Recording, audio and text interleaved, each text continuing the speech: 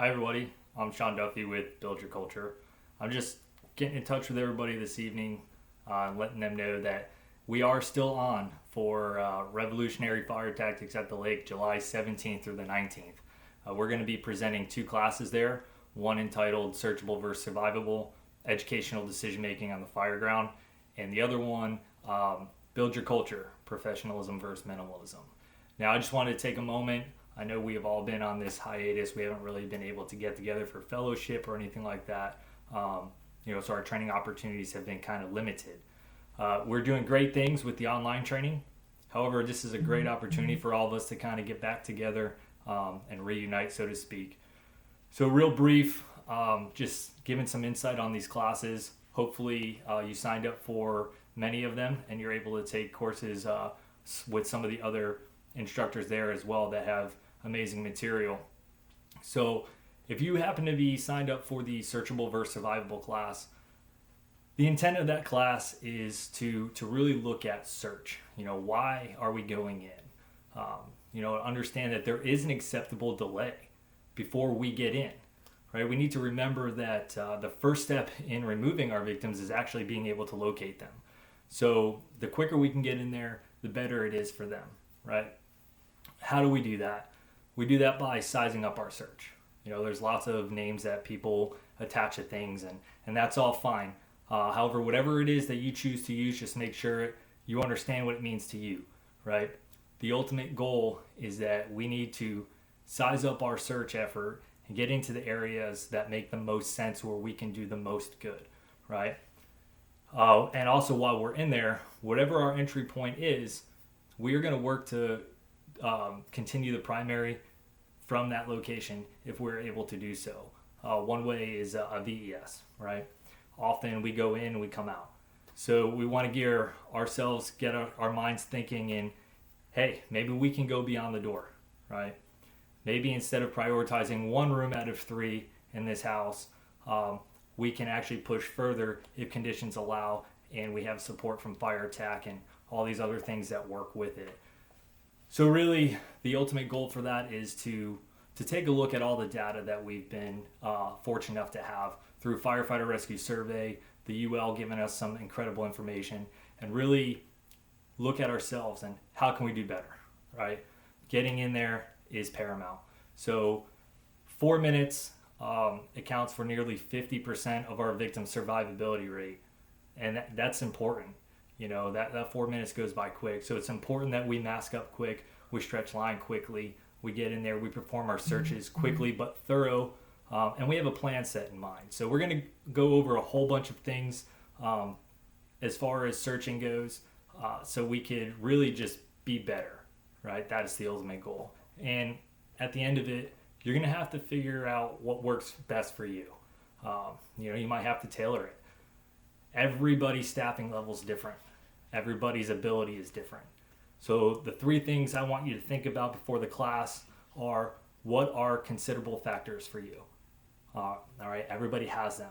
For me, it's time, right? How long it takes to gear up, how long it takes to stretch line, how long it takes you to identify your areas.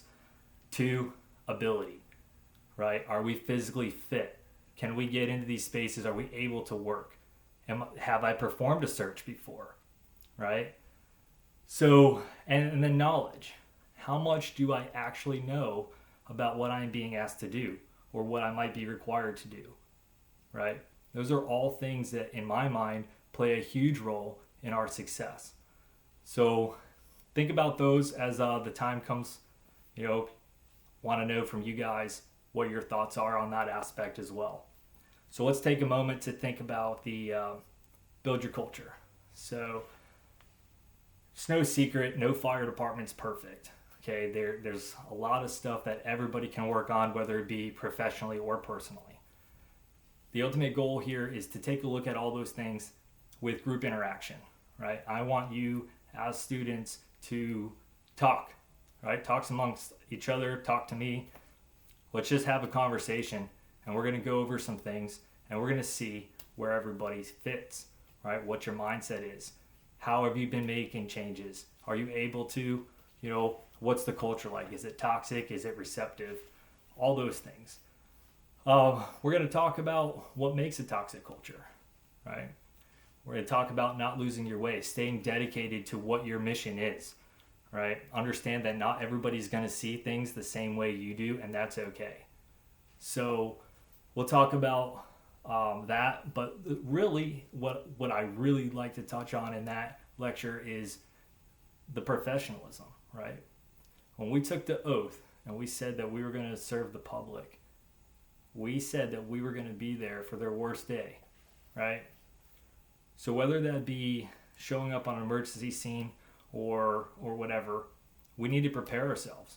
And that minimum education that you get that qualifies you to be able to become a firefighter, that is minimal, right?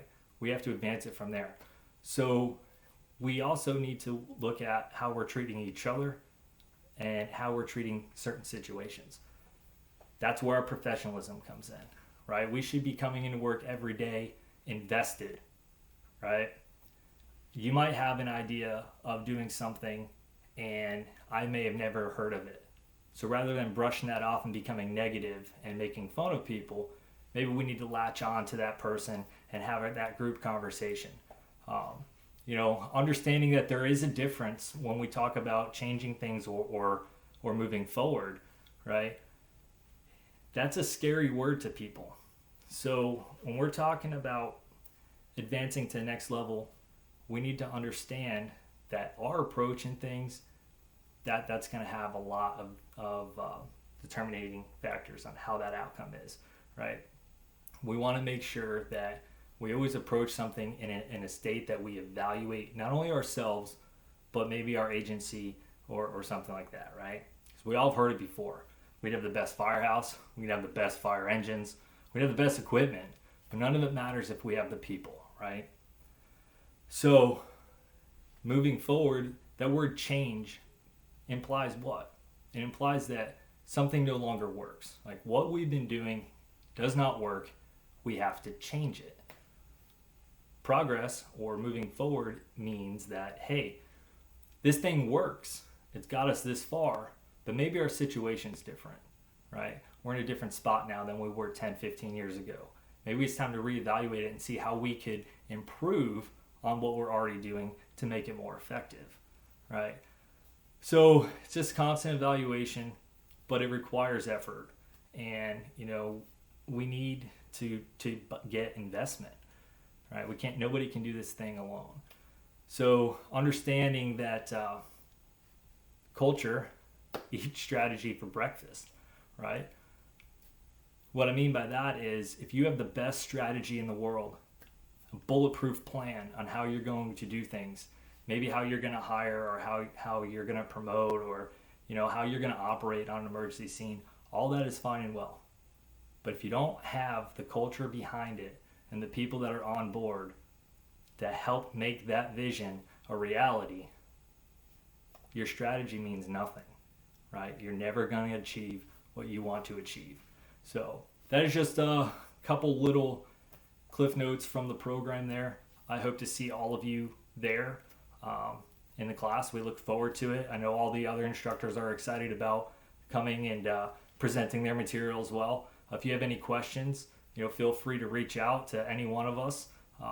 You could look it up on the Facebook page, and just drop a message in there and they'll get it to who it needs to get to. So look forward to seeing all of you out there. Again, it's July 17th through the 19th, and everybody stay safe with this craziness that's going on, and we'll see you soon. All right. Thank you.